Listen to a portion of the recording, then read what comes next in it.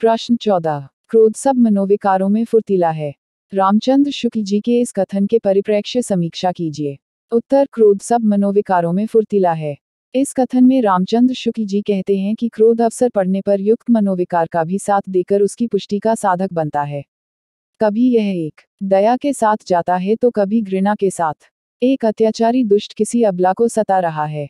उस अबला की दशा देखकर हमारे हृदय में दया उत्पन्न होगी और अत्याचारी के प्रति घृणा होगी। यदि अत्याचारी को दंड देने की शक्ति है तो हमारा क्रोध भड़क उठेगा और हम उसे दंड देंगे। इस दया में क्रोध दया का प्रतिदान नहीं चाहेगा। शुक्ल जी ने अपने निबंध में क्रोध की उत्पत्ति बतलाते हुए यह बतलाया है कि क्रोध अंधा होता है, उसका लक्ष्य आलंबन को भयभीत करना है। उसका वेग बहुत फुर्तीला होता है, वह शांति भंग करता है, क्रोध पुराना होकर बैर बन जाता है आदि उसके दुर्गुणों पर प्रकाश डालता हुआ वह भी स्वीकार करता है कि सामाजिक जीवन में क्रोध की आवश्यकता होती है और वह मंगलकारी भी है। तो निबंधकार का कथन से आशय यह है कि जब आत्मा किसी व्यक्ति को निरंतर कष्ट पहुंचाने की दृष्टता करता है तो उसके दमन के लिए, उसके प्रतिकार के लिए क्रोध अत्यंत आवश्यक हो जाता है।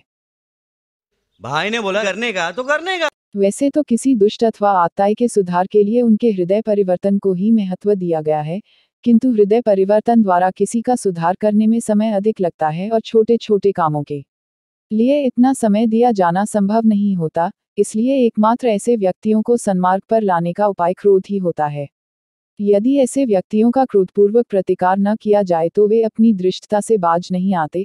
इसीलिए क्रोध को समाज के लिए आवश्यक कहा गया है। बिना क्रोध के मनुष्य समाज में अपना अस्तित्व भी बनाए रखने में समर्थ नहीं हो सकता, क्योंकि बिना क्रोध के मनुष्य ऐसे व्यक्ति को दुर्बल समझकर मनमानी करने पर उतारू हो जाते हैं।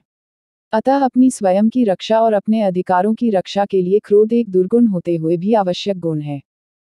बात तो सही है। इसी प्रकार किसी दुर्बल को कष्ट पहुंचाते हुए जब दूसरा व्यक्ति किसी को देखता है तो कष्ट पहुंचाने वाले के प्रति इस प्रकार का क्रोध मंगलकारी भी होता है, और यदि ऐसा क्रोध किसी स्वार्थवश किया गया हो तो वह मनोहारी भी होता है।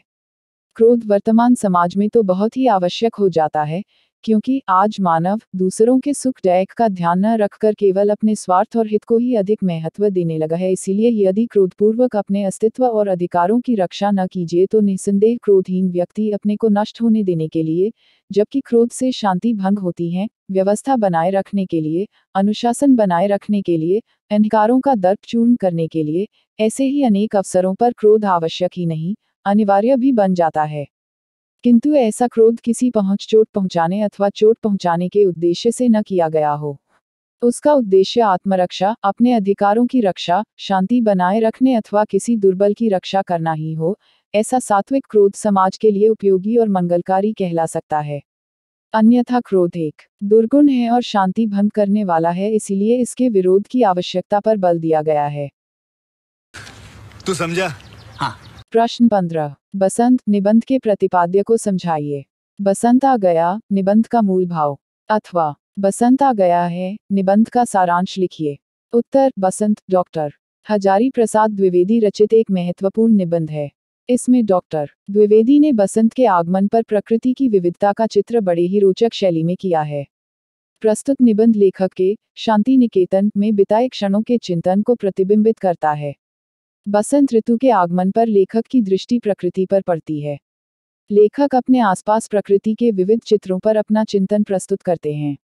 डॉक्टर द्विवेदी लिखते हैं कि बसंत आ गया है, इसकी प्रतिध्वनि जहां कवियों व अन्य प्राणियों में गूंज उठाती है, वहीं प्रकृति में कुछ वृक्षों को तो मानो बसंत के आगमन की पूर्व सूचना हो गई है, क्योंकि ये वृक्ष नई कोपलों और पुष्पों से सुसज्जित हो ऋतुराज के आगमन में वे स्वागतोत्सुक हो उठे हैं। किंतु कुछ ऐसे भी वृक्ष हैं जिन पर बसंत के आगमन का कुछ भी असर हुआ है, बल्कि वे जैसे पहले थे वैसे ही अब भी हैं। इस प्रकार ऐसा लगता है कि बसंत के आने का किसी को पता चला है तो किसी को नहीं। लेखक कहते हैं कि बसंत के आगमन से पूर्व पतझड़ आता है। ऐसा लगता है जैसे बसंत पहले सबको सन्मस्त और त्यागमूर्ति बनाकर उनका पूर्व संचित धन उन्मुक्त भाव से पतझड़ द्वारा दान करा देता है। शिरीष के वृक्षों में पत्ते खड़खड़ाने लगे हैं। इसके पत्ते तो झड़ गए हैं, किंतु नवपल्लव अब तक दिखाई नहीं दे पाए हैं। इस कड़ी में नीम के वृक्षों में कुछ नवीन किसलिकाओं का प्रफुल्लित होना अवश्य दिखाई दे रहा है।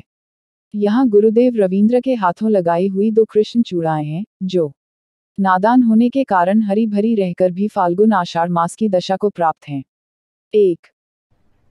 अरे कहना क्या चाहते हो? लेखक कहते हैं कि अमरूद के पेड़ों की दशा तो और भी निराली है। इनमें तो सदा ही बसंत सा रहता है। इस समय 2-4 श्वेत पुष्प इन पर विराजमान हैं, पर ऐसे फूल माघ में भी थे और जेठ में भी रहेंगे। एक केदार के वृक्ष भी हैं जिन पर मानो इस बसंत के मौसम में भी मुर्दनी छाई हुई है। इस प्रकार प्रकृति में विषमता सर्वत्र व्याप्त है। समान परिस्थिति वाले पेड़ भी बसंत में खिलने के मामले में समानता का परिचय नहीं दे रहे हैं। लेखक लिखते हैं कि मेरे निवास के सामने स्थित कचनार का वृक्ष स्वस्थ सबल होते हुए भी पुष्पित नहीं हुआ है, बल्कि पड़ोस में कमजोर दुबला यही पेड़ लहक उठा है। इसे देखकर वे कहते हैं कि कमजोरों में भावुकता ज्यादा होती होगी। इसकी गारंटी मैं नहीं दे सकता। लेखक लिखते हैं कि विषमता प्रकृति में यहाँ वहाँ दिखाई दे जाती है। सारी दुनिया में बसंत के आगमन का हल्ला हो गया है, पर कुछ पेड़ पौधों को मानो खबर ही नहीं है। क्या इन तक बसंत के आगमन का संदेश पहुंचाने का कोई साधन नहीं हो सकता? इस मामले में महुआ वृक्ष बहुत बदनाम है कि उसे सबके बाद बसंत का अनुभव होता है, किंतु जामुन वृक्ष भला कहाँ इस मामले में अच्छा है। यह तो और भी बाद में फूलता है। कालिदास के लाइले कर्णिकार की बात तो और भी निराली है। यह तो जेठ के महीने में भी मौज से आता है। लेखक कहते हैं कि ऐसा लगता है कि बसंत भागता भागता चलता है। डॉक्टर द्विवेदी लिखते हैं कि गंधराज पुष्प तो वर्षा में भी लिखते हैं। विष्णुकांता और घास के मनोहर पूर्व या हवा की किंचित गति पर भी निकल पड़ते हैं। बरसात में तो इनकी बात ही निराली होती है। ब्रह्म प्रकृति का अनुमान लगाने की इनकी शक्ति अत्यंत तीव्र है। इस प्रकार लेखक कहते हैं कि बसंत आता नहीं बल्कि ले जाया जाता है।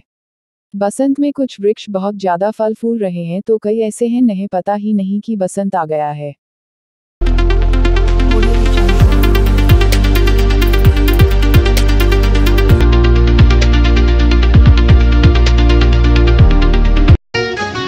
तोर पाम काटा गल जाए, तोर पाम काटा गल जाए, बड़ तो लावो भी